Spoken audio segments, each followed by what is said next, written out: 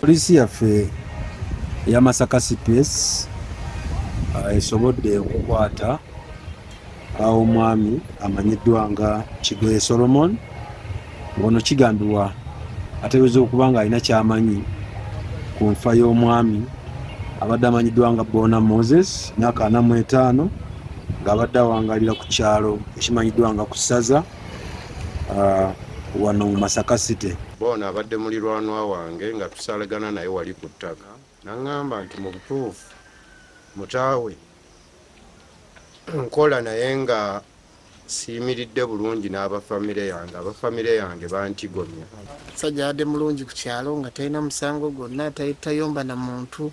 Nenzija nendaba mutabani we wasulaawo bamundagirira awo ntuukawo ne mugamba omanyi nti taata we alabika atawaanyeemu katono naye amangu n'embiro wandibadde ogenda n'oggalawo akayumba ke nti ate n'obaako newomukuumira kitegedde nti kuba kati ayambusa ali mu bigere byereere ayinza okufunamu obuzibu abalina ngana ate nakitegeddekoko ggulo limu. So kati omulambo guno tuguggyeeyo era tugututte mu ggwanika ekkulu wano e Masaka gusobole okuba nga gukeberebwa okuzuulira ddala obutuufu bw'ensonga eno.